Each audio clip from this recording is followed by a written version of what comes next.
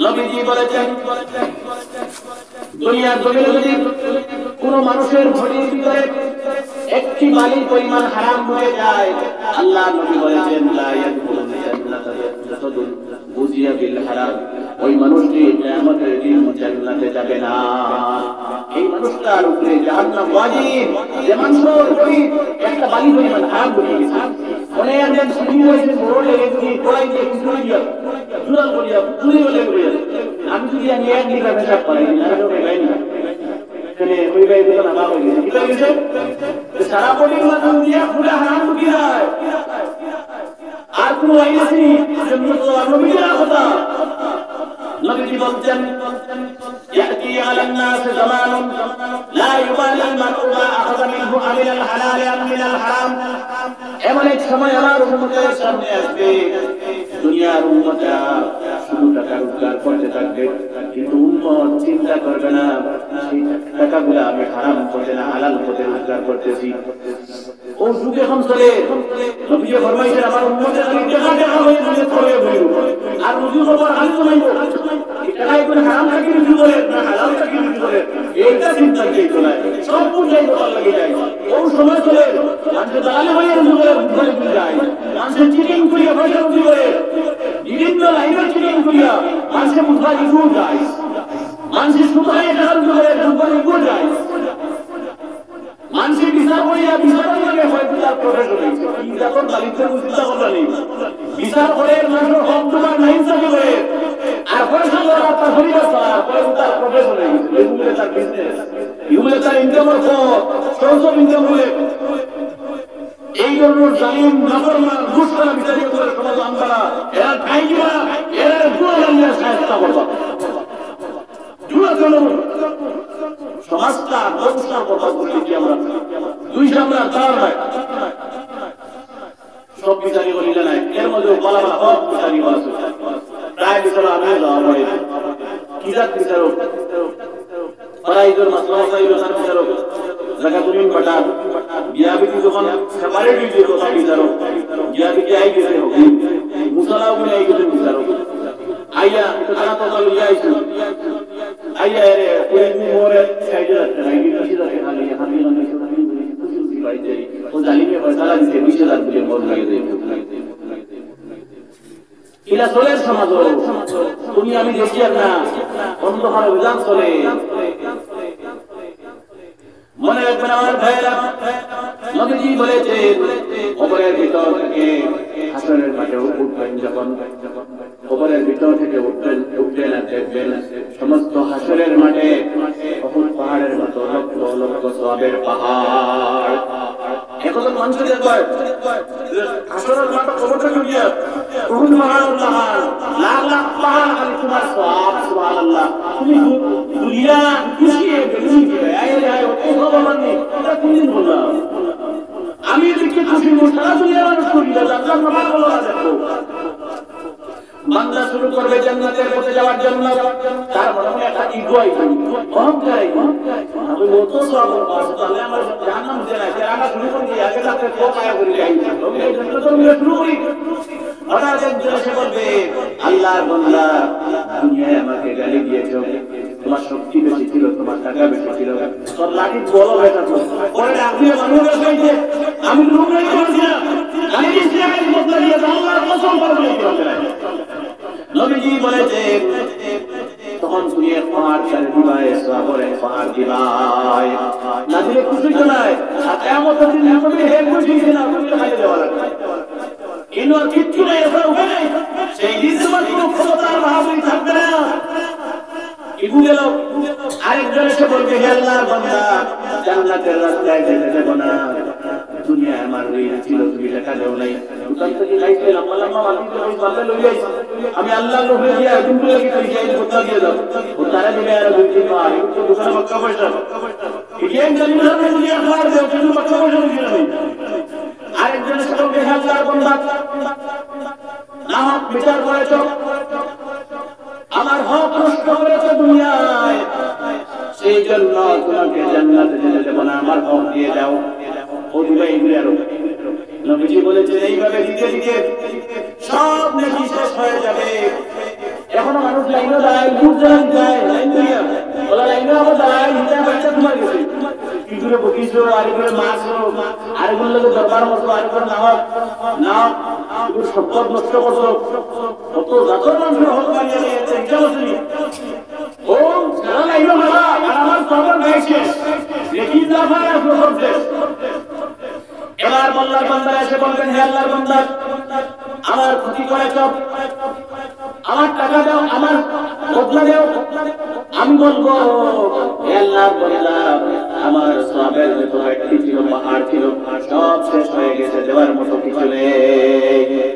আসল তো আপনি নিয়ে হইবে আমার হক নষ্ট করলে, ঋণ হয়েছে ওটা দে। আমি বলবো লাখ সবার কিছু কিছু নাই, আল্লাহ হচ্ছে মাফ কর। বলি ইনো মাফ করে কোনো লাইন নাই, যেদিন বাপের পর চিনতে নাই, বাপ চিনতে নাই, এদিন এরকম মাফ নেই বলে চিন্তা করতে নেই। এরকম আমার কাছে এক লাইন আছে, কোন লাইন? বলে আমার গুণা তুল নিবি, আমার গুণা নিবি, আমার যে নামামল গুণা নাই দিব, আল্লাহকে আমার হক জান্নাতের ফয়সালা করে নিব। সুবহানাল্লাহ। নবীজি বলছেন, আল্লাহর বান্দা, মানুষের গুনাহ জানতে জানতে যতটুকু পাহাড় সওয়াবের নিয়ে উঠেছিল, সব শেষ, সমান পাহাড় গুনার পাহাড় হয়ে যাবে। সবার পাহাড় মতার যেতে মনে করে একলাম বাকি এখন সেদিন দিতে মানুষ ঋণ পাইয়া যখন মানুষ লাইলো খারাপ পিতা করবো তার কিছু সবার পাহাড় নাই, ওখানে মানুষের গুণা সমিতির শান্তি সন্ধি যতটা সবার পাহাড় ততটা কি ডবল এর থেকে বেশ দেড়গুণ খালি গুনার পাহাড় হয়ে গিয়ে গো। নাউযুবিল্লাহ। আল্লাহ পাক বলবেন, হে আমার বান্দা, দে তোর সওয়াবের পাহাড়, তোর সওয়াবের গাছটি দে, তোকে জান্নাত দিয়ে দেব। আল্লাহ পাক এই কথা বলার সাথে সাথে বান্দা কেঁদে কেঁদে বলবে, আল্লাহ তাআলা, আমার কাছে কোনো সওয়াব নেই, সব মানুষের হক মারতে মারতে শেষ হয়ে গেছে। আল্লাহ পাক বলবেন, নাফরমান বান্দা, দুনিয়ায় মানুষকে কষ্ট দিয়েছিলে, মানুষের হক মেরেছিলে, মানুষকে গালি দিয়েছিলে, মানুষের সাথে ঝগড়া করেছ, মানুষকে মেরেছিলে, আমি তোকে নাফরমান বান্দা জান্নাত দিতে পারবো না। ফেরেশতাদেরকে বলবেন, জাহান্নামের ফেরেশতারা, আমার বান্দার হাতে হ্যান্ডকাপ লাগাও, পায়ে বেড়ি লাগাও, আর কুকুর করে কুন্ডা করে জাহান্নামে ফেলে দেও। আল্লাহ বলে, কিয়ামতের দিন জাহান্নাম দান করবা, যা বাহাদুরি আর গুন্ডামি আর মস্তানি, অন্যায় অত্যাচার ব্যভিচার ও দুনিয়া তিন ফুটোর আর সাড়ে তিন ফুটোর আর 5-4 ফুটোর মানুষই বুঝবায় দুনিয়া খাই তার মানে না, এটা আগের বললা হল কিছু গিয়া আবু জেহেল কারুন নমরুদ হামান, আরে ভাই কত সম্পত্তি কিরা হচ্ছে এই সময় কত ভাই না, কারণ তো কি সম্পদ আর দেওয়ার বেশি আছিল না। আপনারা জানেন বলো না, 70টা উঠে তার সম্পদের চাবি নালি করলাম। সুবহানাল্লাহ। এর উঠে চাবি দিয়ে দুনিয়ার অন্তরে 70টার লোহা বেচে রাখি, ওটা সম্পদের মালিক আছিল, খালি এক উঠে সম্পদ দিয়া তার উপরেই অত গজবটা আইন দিতে লাগে। হযরত মুসা আলাইহিস সালাম বলেছেন, কারণ তোমার এত সম্পদ, গুনে গুনে হিসাব করে করে সম্পদের যাকাত দেও।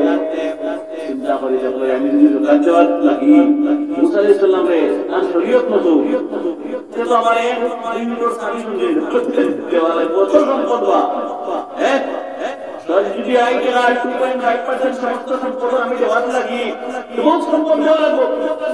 और आइते হে সরজনপুর রয়েছে এক মহিলারে পয়সা দিয়ে হারা করছে, আর কইছে আগামী কাল হযরত মুসা আলাইহিস সালামের ঈদগাহ ময়দানে ওয়াজ শুরু করবা। এই সময় জ্বালাইয়া পবিত্র নবী সাল্লাল্লাহু অপকর্ম করছেন, জিনা করছেন।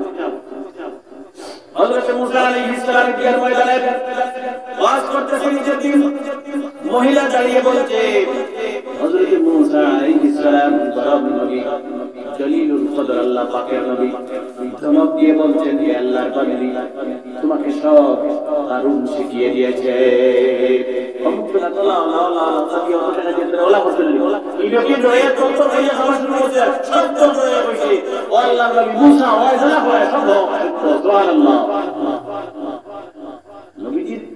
আল্লাহর গরম নবী হযরত মুসা আলাইহিস সালাম রাগ বেশি, গুসা বেশি, মাথায় চূড়ান্ত রাগ উঠেছে। হযরত মুসা নবী মাটিকে বলতেন, হে দুনিয়ার মাটি, আমি আল্লাহর নবী মুসা বলছি, হারুনের পায়ের মধ্যে ধরো। বলতে বলছে না বলছে মাটি কারণের পায়ের নলা পর্যন্ত ক্যাপচার করে নিয়েছে। চিন্তা করাই হ্যাঁ মাটি হযরত মূসা আলাইহিস সালাম তার লতকান পর্যন্ত দলিল কই কারণ দলিল মুসা কথা বলো। হযরত মূসা বলতেন হাঁটু পর্যন্ত নেও, কমর পর্যন্ত নেও, গলা পর্যন্ত নেও।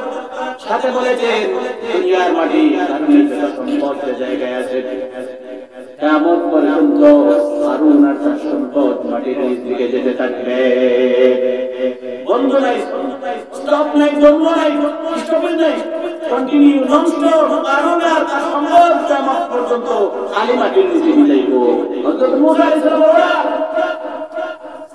হযরত মূসা যখন বলছেন কমর পর্যন্ত কারণ আবু এলাও করেন না তখন কাছে কি ওটা ডর লাগিয়েছে যে মূসা তো বিশাল আমার উপর লাগিয়েছে আর তো অর্থ নাই। হারুন বলছে মূসা আমাকে বাঁচান, মূসা আমাকে বাঁচান, মূসা আমাকে বাঁচান। কিতাবের মধ্যে লিখতেছে কিয়ামত পর্যন্ত হারুনে চিল্লাইব আর মাটির নিচে যাইব মূসা আমাকে বাঁচান। আর তার সম্পদ মাটির নিচে নিয়ে যাইব আর এখনো চিল্লায় খালি মূসা আমারে বাঁচাও, আমারে বাঁচাও। নাউযুবিল্লাহ। আমার এই কথা বলার মূল উদ্দেশ্য হলো দুনিয়ার যুবক ভাই হারাম খাদ্য খাও। আর 2 নম্বর বস্তু নবীজি বলেছেন ওয়াকুল্লু বারিন মাসমুমিন। নবীজি বলেছেন এই ধরনের ব্যবসা বাণিজ্য যে ব্যবসা বাণিজ্যের মধ্যে দুটা নেই, বিদ্যা নেই, প্রোগ্রামি নেই, দালালি নেই, দুজনে কমজোরের না, এমন বিজনেসি বাইরের টাকা চাইতে পবিত্র টাকা দুনিয়ায় নেই। 2 নম্বর হালাল টাকা আর বিজনেস মানুষ। 1 নম্বর যে এখানে তদবির করবো তার টাকা পাক, আর 2 নম্বর কাজ টাকা হইলো যারা বিজনেস করবে এরা সরকারি। 2 নম্বর হলো বিজনেস মিশন কি দরকার তুমি তো তদবির কিছু করতে দরকার নেই। ওই আমি যদি শুরু করতে চান তো বুঝাই নেই না বুঝাই নেই সঙ্গে পা ওটাও যদি মিশন করে আপনি রশিয়া লাগবে হয় পাই রশিয়া বন্ধ করে হ্যাঁ এইরকম মিশন করতাম না। 2 নম্বর কথা হলো দালালি করতে পারবেন না। দালালি ছাড়া কিছু ব্যবসা যায়নি আতো না, দালালি ছাড়া কিছু ব্যবসা যায়নি না। আমার দুজন জায়গা আমি লিখতাম মাঝখানো হি 3 মিনিট নেই কিন্তু জায়গায় টাইম করতে হচ্ছে না আমি লিখতে পারতাম। হ্যাঁ এটার নাম কমিশন খোর। এটা হারাম গুনাহ কবিরা। সমাজ অশান্তি আর পেরেশানি সৃষ্টি করা হয়ে আছে। এটা দাজ্জাল। এটা থেকে বাঁচতাম এহে করোনা রুজু করোনা সায়াটি আদি সোয়ানা বাইন্ডা দিয়ে বাইন্ডি লাইফ করে এবার মনে বিশাল ভাগে বললা হইয়া এটা কোন দিক ইরা শুনুন মনে রাখবে আমার ভাইরা মুসলমানের বিজনেস করতাম, মোবাইল করে বিক্রি করতাম। আমার মোবাইলে ডিটেক্ট কিটা আছে, কল কিটা আছে, বুঝ কিটা আছে। আমি কইতাম ভাই আমার তোর বুঝাইলে নেই আর না বুঝাইলে না। আমি গাড়ি এখন বেচতাম, আমার গাড়ি তো প্রবলেম আছে, তোমার বুঝাইলে ভাই না বুঝাইলে না। কথাটা কইলে আমি তুমি দিলেই গো আর না দিলে উঠতে ভাই বলে কইবা। আমি খাটালো বেচতাম, মুসলমানের 3 টাকা খাটালো তো বাজারে নিয়ে গেলে লাখ টাকা দিয়ে মার্কেট করে দিয়ে টাকা পয়সা দিয়ে তুলবো আর বলবো ইনশাআল্লাহ ইয়া ইয়াই বলি বলো আমি ঠিক আছে আমি জানা দিই না এই যদি মালা তাই করব আর যদি ইয়া পাগল সত্য বুঝতে দিয়ে আমি কবি মই কেন দিয়ে দেব বাদিগো নিয়ে কি মুখি বলি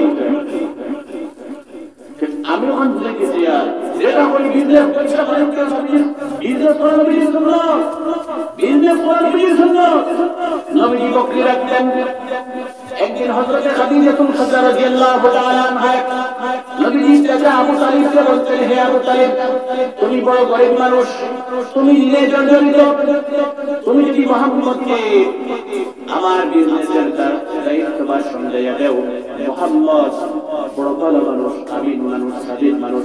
নবীজি তখন নবুয়তি পান নাই।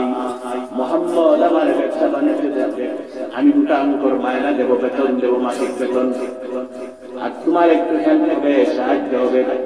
নবীজি খামের কথা গেছে, নবীজি সাসায় দায়িত্ব পালন কথা। নবীজি আবু তালিবের ওইটা আমরা থাকতাম।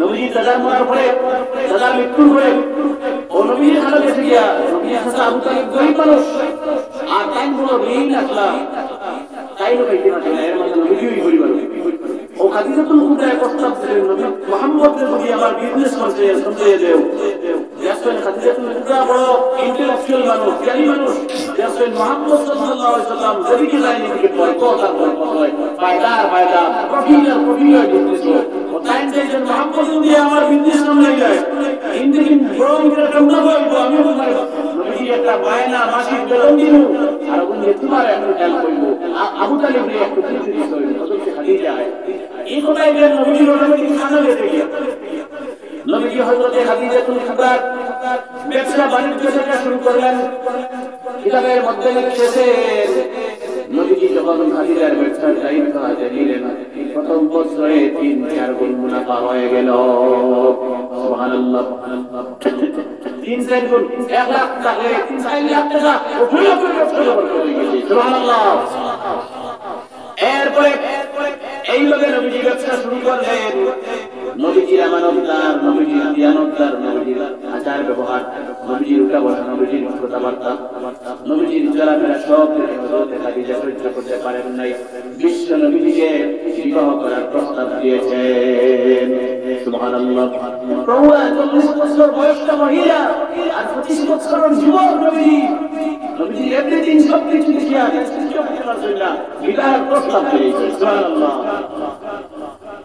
আমার এই কথা বলার মূল উদ্দেশ্য হলো নবীজি ব্যবসা করেছেন আর ব্যবসা করা নবীজির সুন্নাত আপনি চেরাগি বাজারে ব্যবসা করতে পারেন ছোট্ট দোকান হতে পারে পান দোকান অথবা চাউলের দোকান যে কোনো দোকান হতে পারে আল্লাহর কসম নবীজি বলেছেন দুনিয়ার বাজারে ব্যবসা করবেন মুনাফা হবে আপনার কিন্তু ব্যবসায়ী বাইরে হালাল ভাবে ব্যবসা করার বরকতে হাসর হবে তামাম নবীদের সাথে সুবহানাল্লাহ হযরত আদম নবী আমার নবী হযরত মুসা নবী সব নবী হলো নবী কিয়ামত হইল সুবহানাল্লাহ চিন্তা করেন কত কথা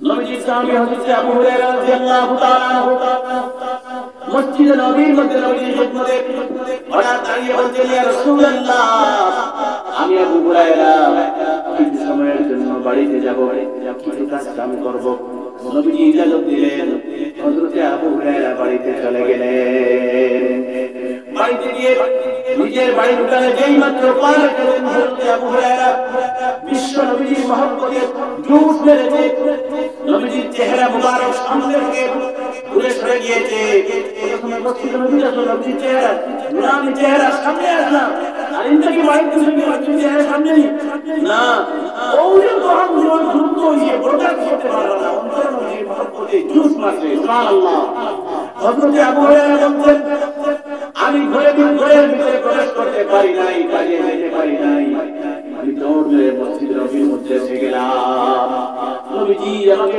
দেখে বলতেন আবু হুরায়রা রে এই মাত্র বাড়িতে গেলে আবার চলে আসবে কেন হযরত আবু হুরায়রা আমাকে দেখে বলতেন ইয়া রাসূলুল্লাহ দুনিয়ার জমিনে আপনার চেহারা মোবারক একটি সেকেন্ড না দেখে আমি আবু হুরায়রা থাকতে পারি না নবীজি জানেন কিয়ামত অনুষ্ঠিত হবে আল্লাহ আমাকে জান্নাত দেবেন না জাহান্নাম দেবেন নবীজি আমি আবু হুরায়রা জানেন কিন্তু যদিও আপনার সাহাবী হিসেবে কিয়ামতের দিন আল্লাহ পাক আমাকে জান্নাতের ফয়সালা করে দেন আপনি বিশ্ব নবী হিসেবে আখিরের বেলা নবী হিসেবে জান্নাতের সর্বোচ্চ তলায় থাকবেন আর আমি নবীর ছোট সাহাবী হিসেবে জান্নাতের সর্বনিম্ন তলায় থাকবো ইয়া রাসূলুল্লাহ আল্লাহ তাআলা পছন্দ করে বলতে আবু হুরায়রা বলতেন ইয়া রাসূলুল্লাহ কিয়ামতের দিন জান্নাতে যাওয়ার পরে যদি আমি নবীকে দেখতে পারি না আমি আবু হুরায়রা তাহলে জান্নাতের ভিতরে থাকতে পারবো না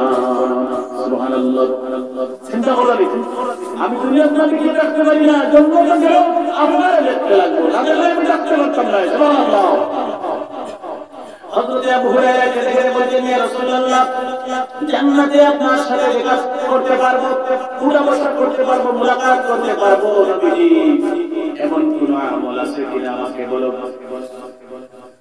নবীজি চুপ হয়ে গেলেন একবারে আল্লাহ পাক বলেন মা ইয়ানতিকু আনিল হাওয়া ইন হুয়া ইল্লা ওয়াহয়ুন ইউহা নবীজি নিজের ইচ্ছায় কোনো কথা বলতেন না যদি কোনো কিছু প্রশ্ন আসতো নবীজির খিদমতে নবীজির জানা থাকতো না, নবীজি চুপ থাকতেন যতক্ষণ পর্যন্ত জিবরিল আমিন ওহী নিয়ে আসতেন।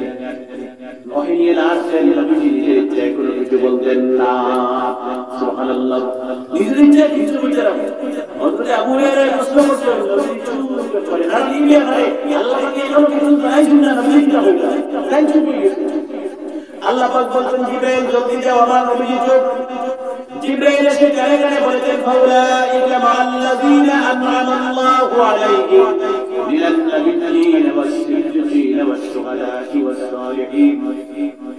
যদি হক হালাল খাদ্য হয়ে দুনিয়ায় নেক আমল করে চলতে পারেন, আল্লাহ পাক বলেছেন চার জন মানুষের সাথে জান্নাতে উঠা বসা, কথাবার্তা, মুলাকাত সবকিছু করতে পারবে। এই সাহাবীর প্রশ্ন আসলো, আবু হুরায়রা, ইয়া রাসূলুল্লাহ, শুধু আপনার জন্য তো তাই বলি, আল্লাহ অফার দিয়েছেন চার জন মানুষকে পাইবা। সুবহানাল্লাহ, এক নম্বর तमाम নবী আল্লাহর জন্য তো উঠা বসা, যারা কথাবার্তা করতে পারেন না, যদি জন্য তো যাই গিয়া হক খাইয়া নেক আমল হয়ে জন্য যাই আল্লাহ এই অফার দিয়েছেন সব নবী আল্লাহর। সুবহানাল্লাহ। দুই নম্বর तमाम সাহাবায়ে কেরাম হলো, সাহাবায়ে কেরাম